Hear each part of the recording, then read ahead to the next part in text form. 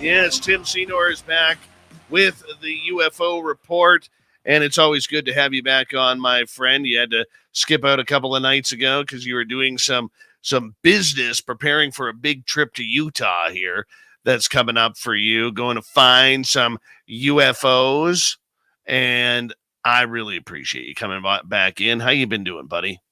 Been good, bud. Really good. Actually enjoyed some sun today. Had a little bit of a break. Took my kids to an amusement park out here in Oregon, right outside Portland. Had a blast. How about you, man? You been having fun? You feeling better? I'm slowly starting to feel better, sleeping better at night. Um, you You know, miss me. You miss yeah. me. Well, We you we know what? we can't I cuddle. well, I mean, Caesar's Palace. What happens there stays there, right? But Exactly. that's just the way it is. It's kind of funny though because around my daytime job, we've had 3 people go down with COVID, Jeez. and everybody was kind of looking at me because I was sick. And I talked to my doctor. My doctor's like, "No, you don't have COVID. You got tested because we were hanging out, I did. and you were negative."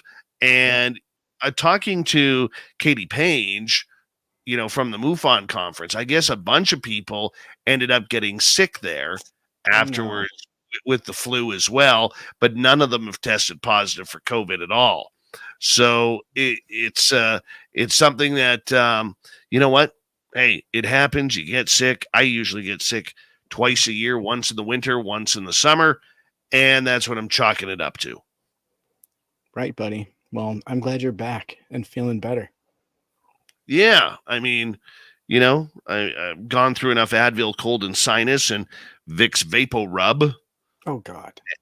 Oh yeah, yeah, Good. Well, you're back with a vengeance, and SOR right. appreciates it. Well, you know what? The show must go on. That's The right. show must go on. It doesn't matter whether I'm sick or not. Even if I was in a hospital bed, I probably would have my a makeshift studio moved into a hospital bed so I could do this show because I just love doing it so much, man. I Yeah, really do. you would. You would do that. I could see it, and your nurses would all love you for doing that. Um, Yes. yeah. Hey, I want to give a quick shout out here. Okay. A big thank you to Terry Hall and introducing us to YouTuber Carl Crusher, who has 3.14 million subscribers on YouTube. We had a very long business meeting yesterday about how to improve our YouTube channel and our social media.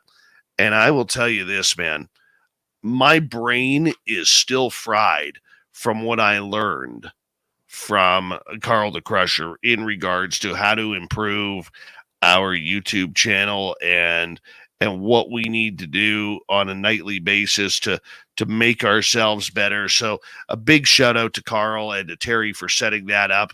Very much appreciate it, and it's been great. The last 2 days in learning has been very heavy on me, very Good. heavy as we look to Good. expand SOR. Yeah, Dave. And sometimes it can be humbling when you meet somebody great, right? And I got to work in person with Carl the Crusher out in Utah, and he's going to be part of our project. So you're going to get really close and personal with him.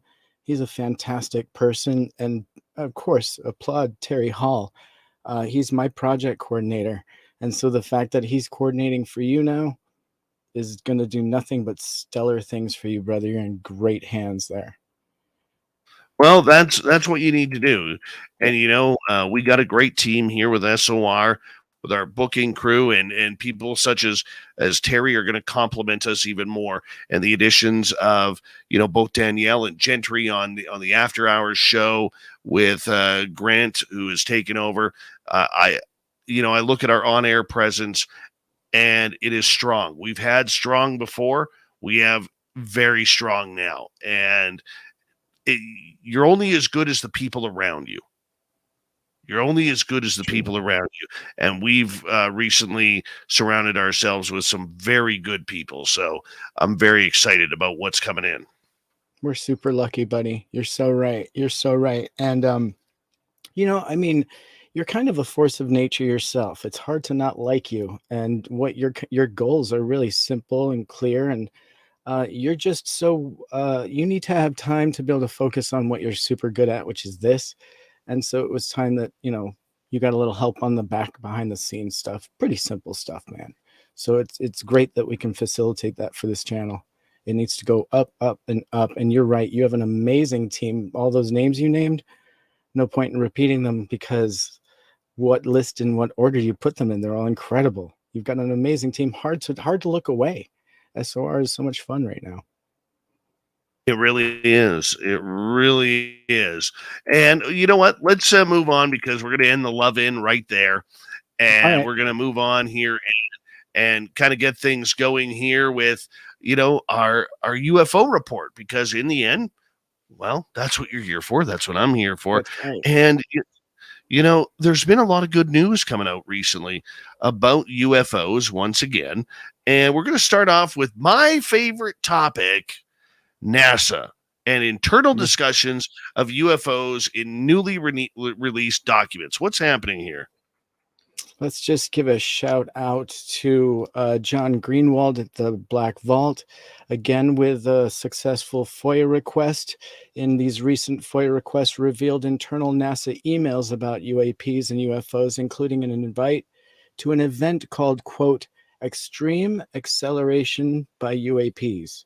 And so NASA is getting deep, and they're looking into this topic in a very real way.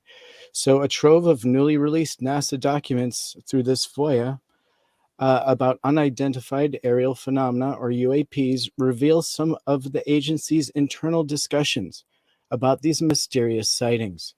According to the Black Vault, which obtained the materials via Freedom of Information Act, or FOIA, request and published them Tuesday on their website.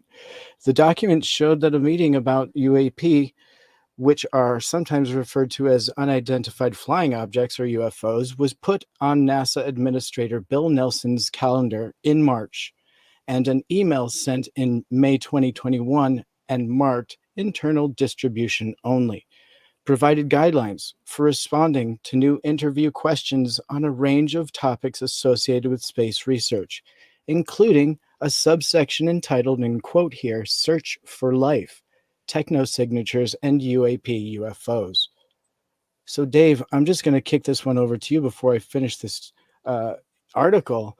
It's obvious that they're getting in touch with some real science, some real data, and they know the right questions to ask now. How does this make you feel? Well, I mean, they did spend $100,000 of serious money to get these answers that they already have. All right, which I find extremely annoying. Mm-hmm. And look, we already know that the Chinese and the Russians, are especially the Chinese, are really focused on hyperspeed. All right, not Mach. We're talking hyper Mach. We're talking Mach speed on steroids times 10. Hypersonic. Yeah. Hypersonic. Thank you. And to think that the United States is that far behind on it, I don't believe that.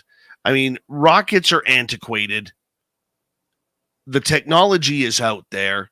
Whether we got it by our own brain power of the scientists, or whether we got it from stealing it from China, or whether we got it from the aliens themselves in crash retrievals, the technology is there. But I still think that NASA, if more people woke up to this subject, still looks like fools for pulling the wool over our eyes. They are, and look, I know there's separate sides to NASA. There is the public space side, where we cheer on the astronauts and give them the rah-rah as they ride up into the wild blue yonder. Okay. But there's also the defense side of NASA that is secret, that puts the secret spy satellites and secret missions that go up into space, and those still continue on SpaceX and other private rockets. But NASA needs to, once again, stop playing the public as fools.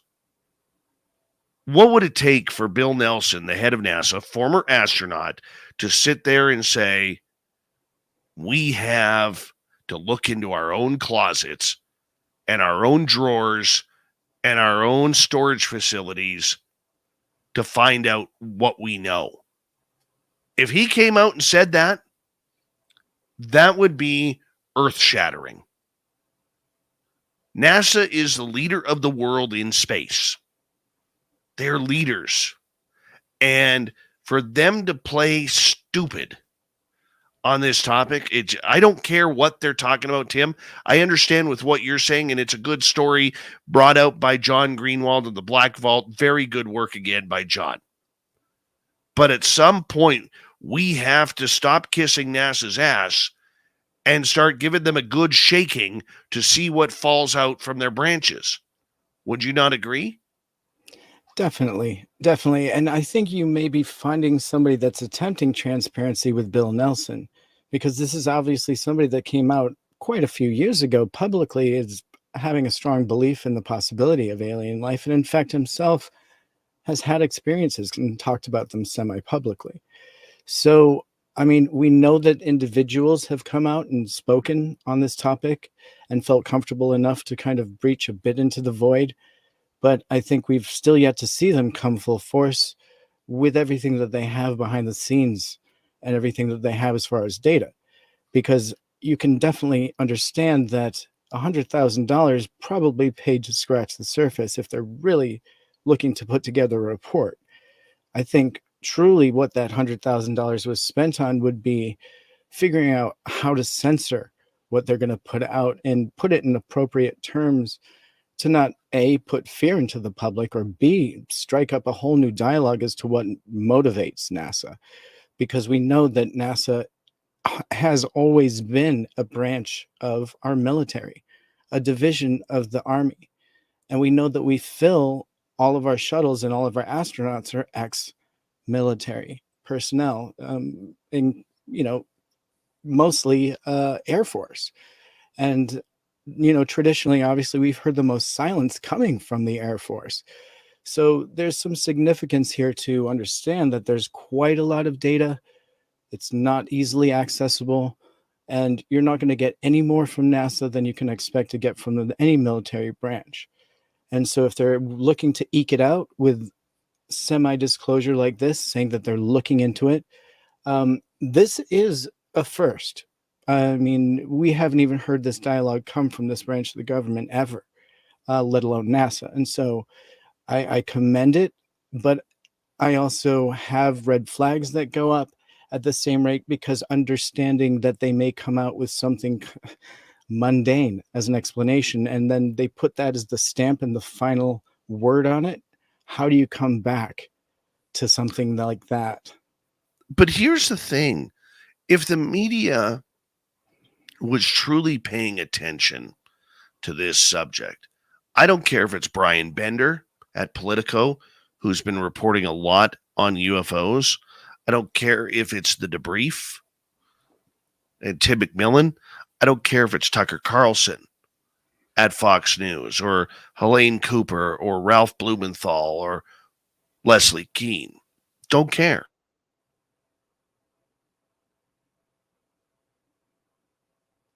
Dave's coughing. This. But I will say this. Okay? At some point, they need to answer a question from the media. And the media has to remember what their jobs are. And it is hard for me to fathom, as a fellow journalist, Tim, that nobody has walked up to Bill Nelson during one of his press conferences and says, Mr. Nelson, your own astronauts since Gemini have reported UFOs and encounters, whether in space or on the moon. Your own pilots of the X-15 reported in close encounters with UFOs at 314,000 feet. Your own astronauts have come out publicly stating that there is something going on. When are you going to answer these questions as the head of NASA? That needs to be asked. It's not hard. If you see a chicken crossing the road, the answer is to get to the other side. Just like a human crossing the road, a deer, a marmot, a badger, whatever. NASA needs to be asked those questions. Right. And yet, for some reason, as we got about 25 seconds to go, I know it sounds like I'm harping on this, Tim, and to our audience, because it's been a thorn in my side the last few months. But this is how we get answers, by asking questions. Sometimes the easiest questions are the toughest ones to answer. And you know what? As we go to break here, maybe Bill Nelson needs a little sweat on his forehead in a press conference. Tim Seanor and the UFO Report continue right after this on Spaced Out Radio. And when we return, we're going to get into the Pentagon and AARO with Seanor Tim coming up right after the break on the Mighty SOR.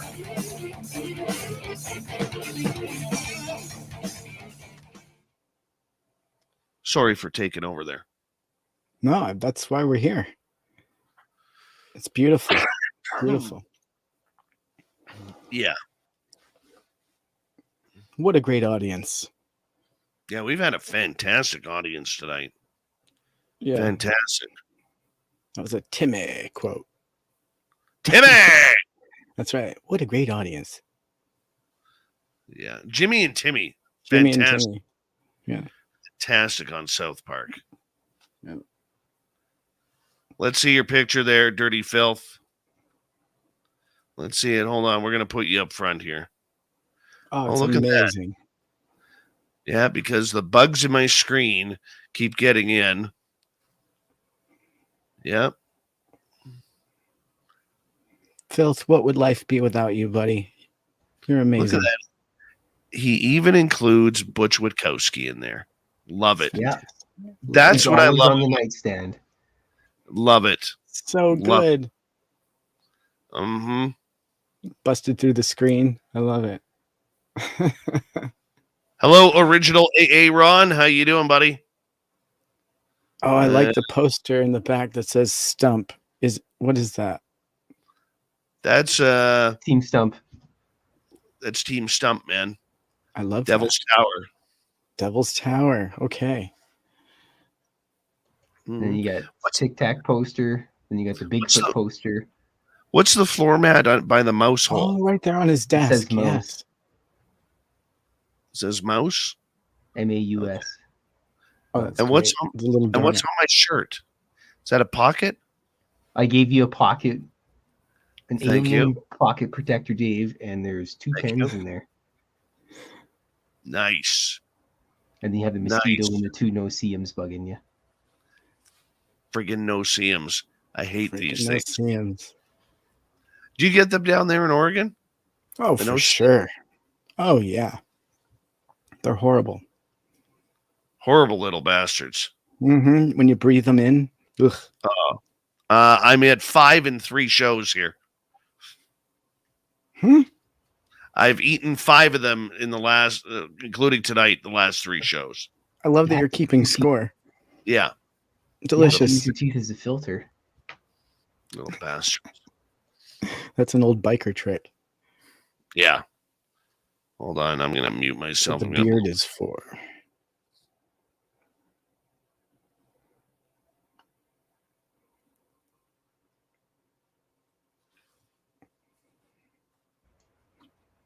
Oh, it's just, The remnants of the cold.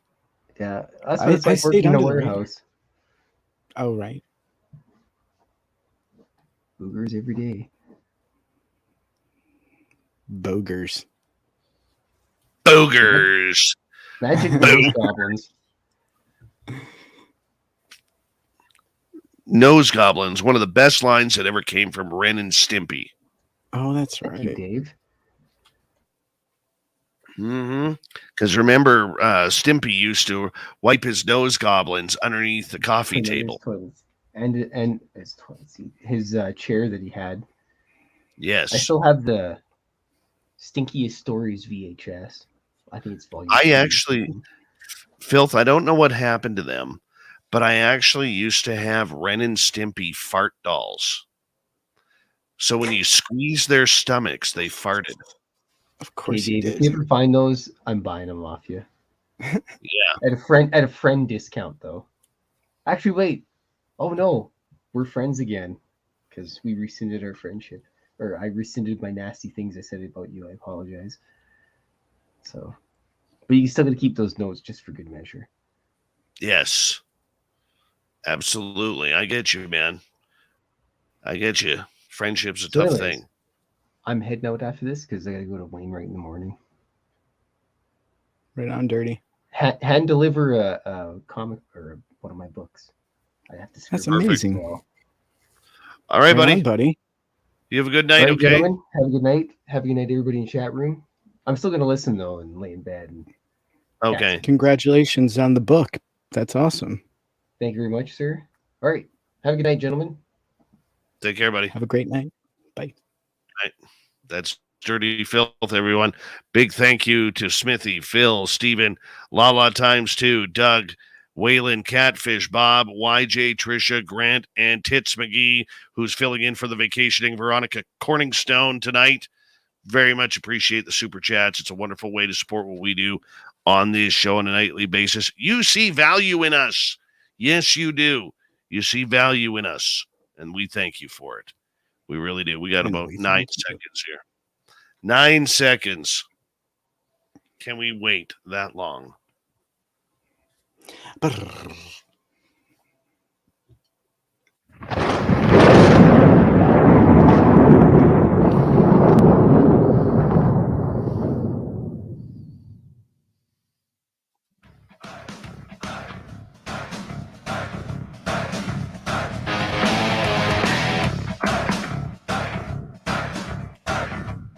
Around at third, we're heading for home tonight on Spaced Out Radio. Thank you so much for taking the time to join us. We really do appreciate it.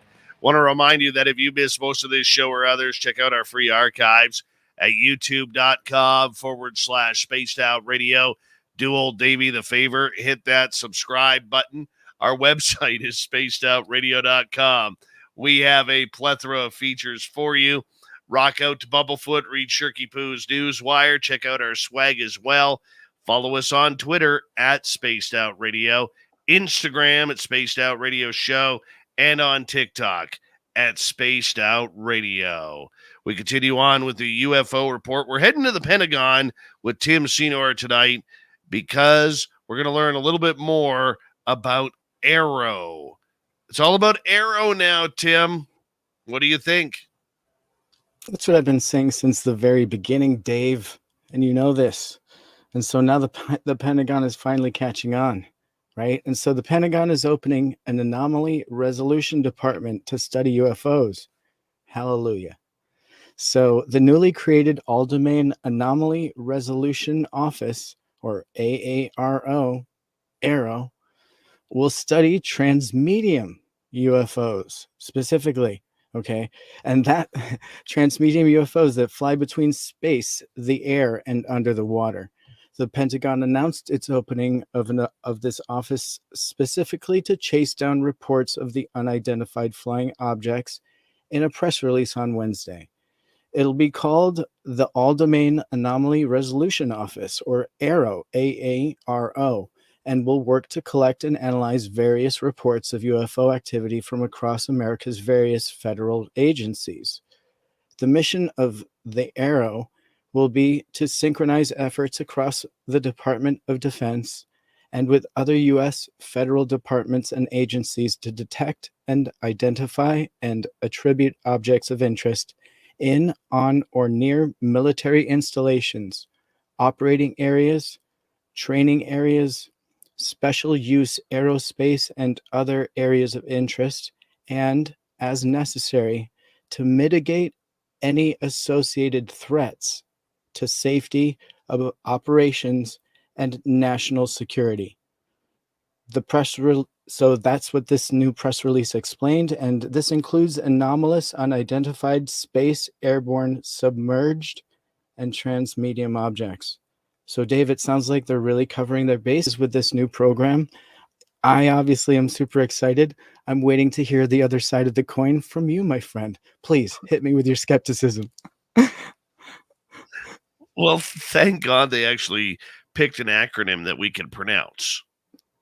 Right. And you know what? Going back to the hearings, the Senate hearings, that was one of the things that they actually brought up, was the fact that can we at least get an acronym that we can pronounce and work with instead of something difficult. I know it sounds funny, but you know,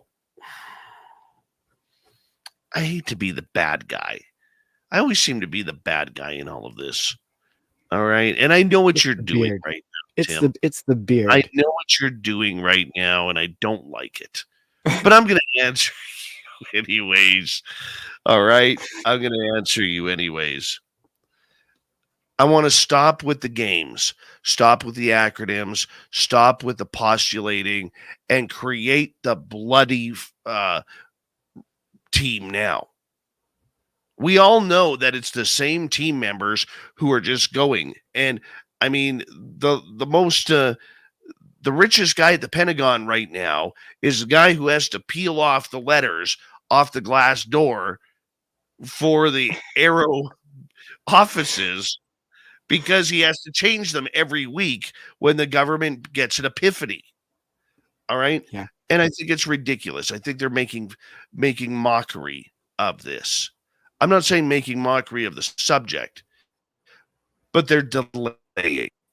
And it's obvious delays. You didn't have to change from OSAP. You didn't have to change from ATIP. You didn't have to change UFOs to UAP. You didn't have to go to AOI MSG when UAPTF worked perfectly fine, and it will work perfectly fine with if they didn't choose AARO as well. But we all have to always watch the government and their officials make things more difficult than what they need to be. The bureaucracy is terrible.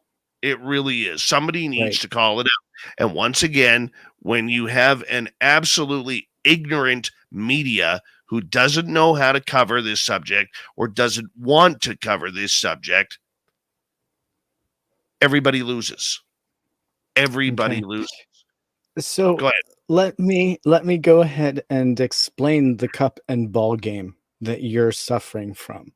And I'm with you on that, but let me explain why, at least from my understanding, why we're seeing this happen.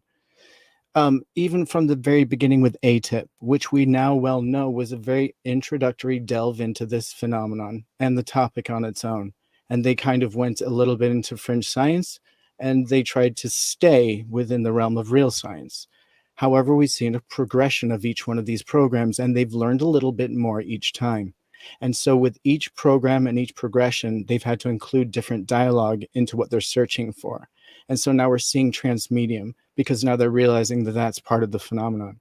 And so although we'd like to maybe cast aspersions at the cup and ball game that you're describing here, we got to understand why really that's happening. It's because they're really circling in very slowly on what this actually is.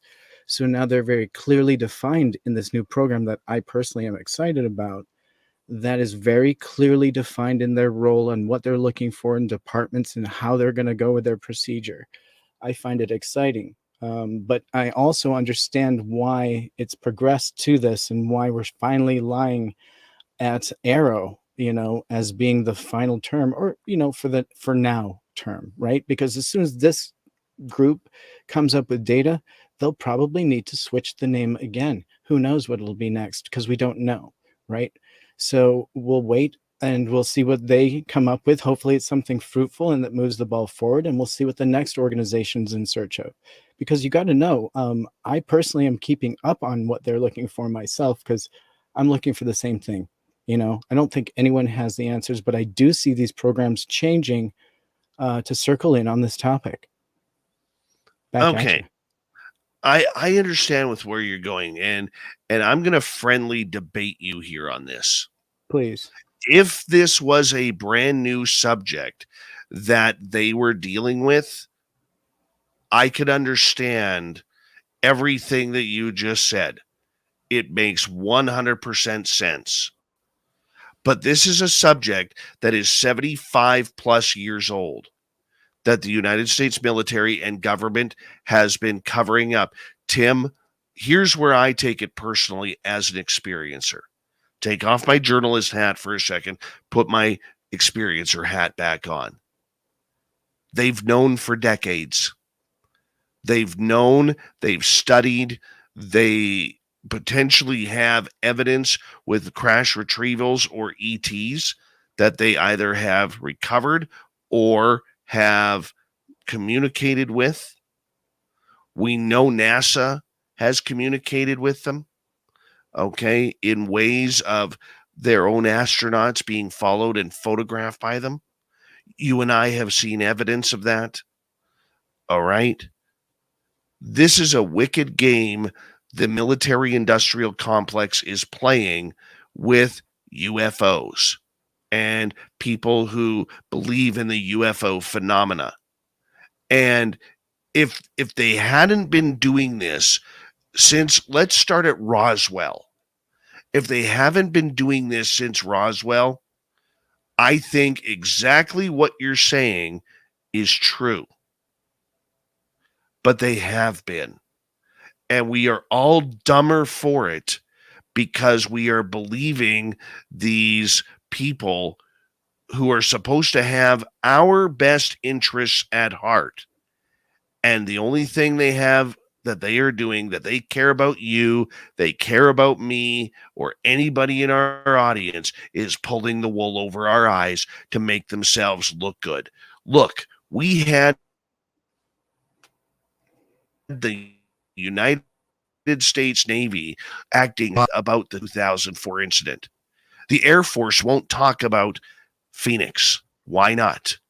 Other incidents they won't talk about. The Navy doesn't talk about encounters over war sites, whether it's the Gulf War, Vietnam, the Foo Fighters of World War I and World War II. They've been lying to us forever. And too many people are on this champion bandwagon of saying, let's roll with it. No, we're rolling towards confirmation and not proper information of disclosure. That's what upsets me, Tim. That's what fires me up, because I care about wanting to know what landed in the forest and communicated with me and turned its lights on 3 times. What about the black triangle that was hovering over my house, or the orb during the day that sat over top of my house, started on my friend's property, and when I left, that orb moved over top of my house and sat there for 3 hours before moving north? Could have sat anywhere, but it was over my house. Okay? The aliens I met in the forest, the Sasquatch I met in the forest. Okay, whatever you want. I want to know what happened to me. Those idiots at the Pentagon, they know. They know what's happening to you. They know what's happening to me. They know what's happening to everybody else. This is where I get fired up, my friend. Because I love your passion. I love your passion. And it's one of those things that it's kind of hard to when it comes to experiencers, you're talking about people that know. Okay, that's a totally different category.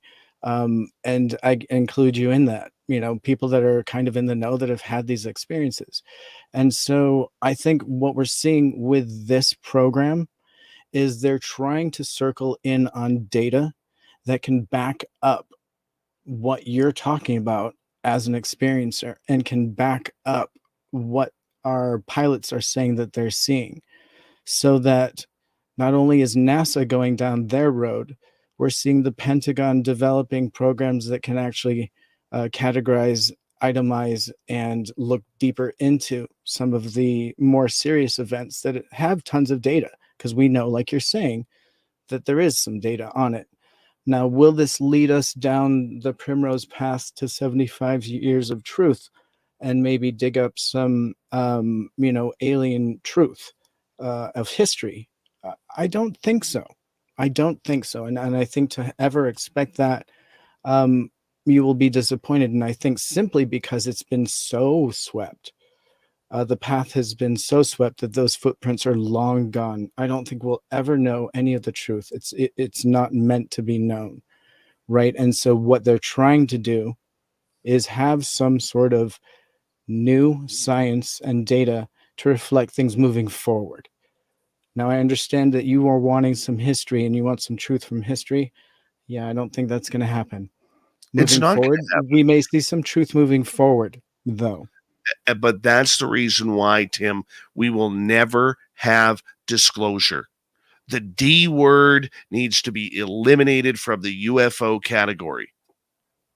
Okay? The games started when we heard in 2015 Hillary go on Jimmy Kimmel and say, we don't call them UFOs anymore. We call them UAP. I saw that clip. Okay.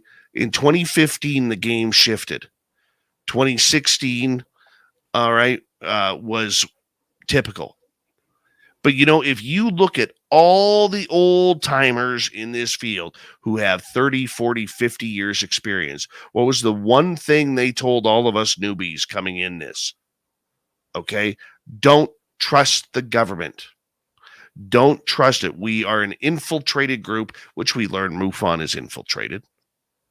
Okay. We are an infiltrated group. We have had these people ruin lives, ruin people, ruin careers. But now, all of a sudden, since 2017, we're supposed to forget all of that. Bygones be bygones.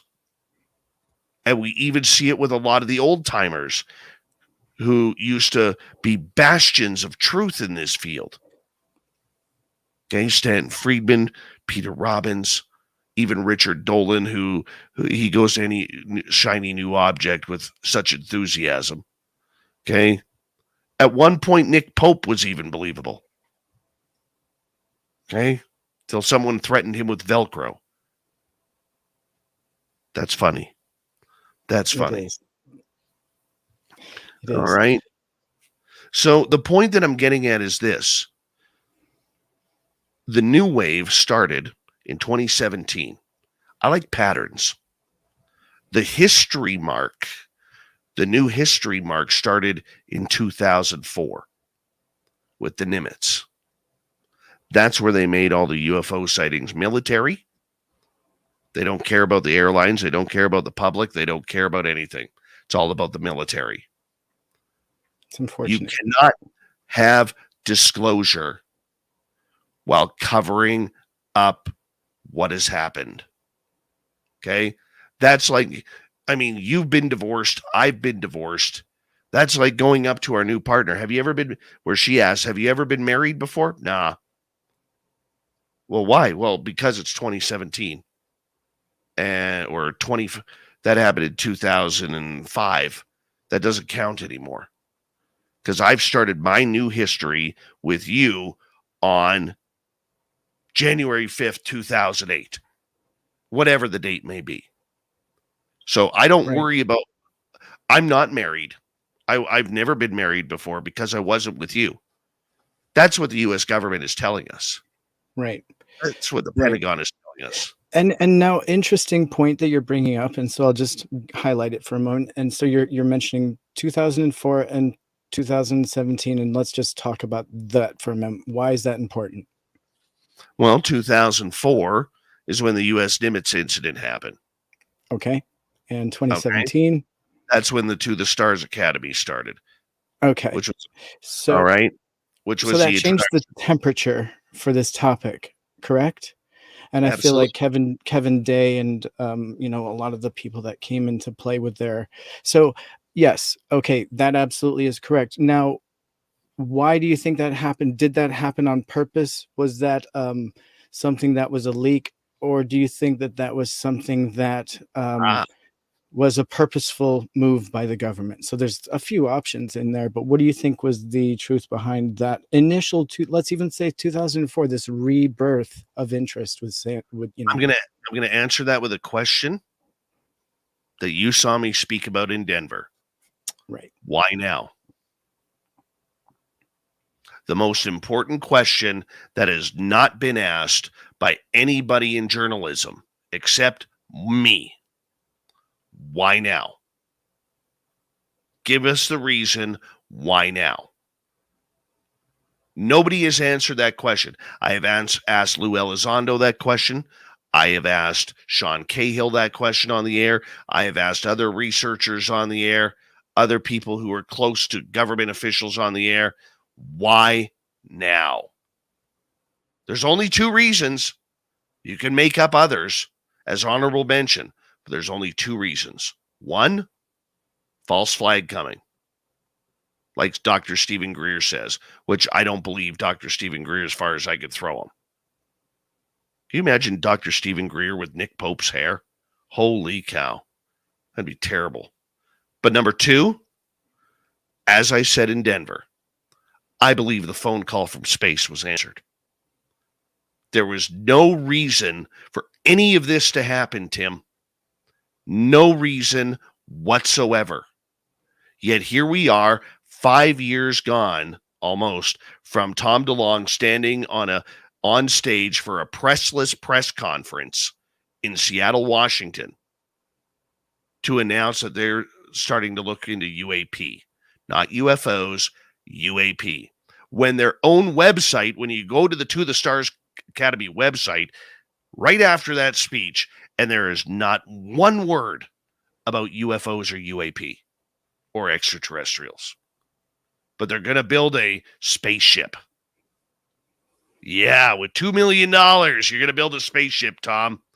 You better go back out on tour for a Grateful Dead type of tour that never ends before you'll afford that ship.